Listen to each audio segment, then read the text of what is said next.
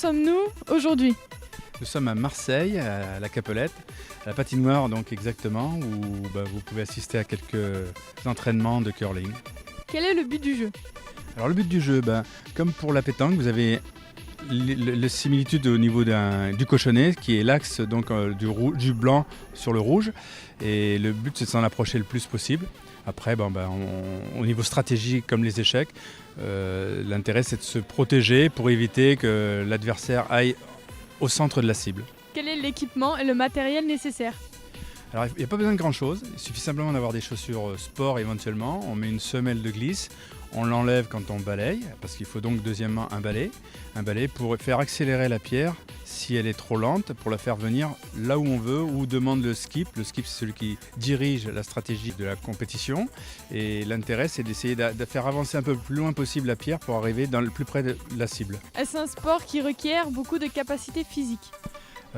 Pas particulièrement pour nous à notre niveau. Maintenant, il est vrai que pour les athlètes de haut niveau, que ce soit les Suédois, les Norvégiens, les Suisses et les Écossais, entre autres, en Europe, ce sont des athlètes à part entière. Depuis combien de temps pratiquez-vous le curling? Je pratique le curling depuis 3 ans et je suis dans le club depuis une dizaine d'années en tant que bénévole, mais sur la glace depuis 3 ans. Comment avez-vous débuté le curling? Alors j'ai débuté le curling en participant au tournoi Découverte qui avait été organisé à Marseille. J'en ai fait 2 d'affilée et ensuite mes filles ont commencé dans l'équipe junior et moi j'ai suivi dans l'équipe féminine. Pourquoi avoir choisi ce sport?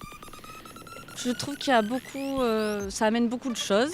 Un peu l'aspect sportif, on n'a pas l'impression, mais il faut balayer, voilà. Après de la concentration. Parce qu'il faut bien se concentrer sur les trajectoires. Pour le skip aussi, il y a beaucoup de stratégies à avoir. Non, c'est un sport très complet.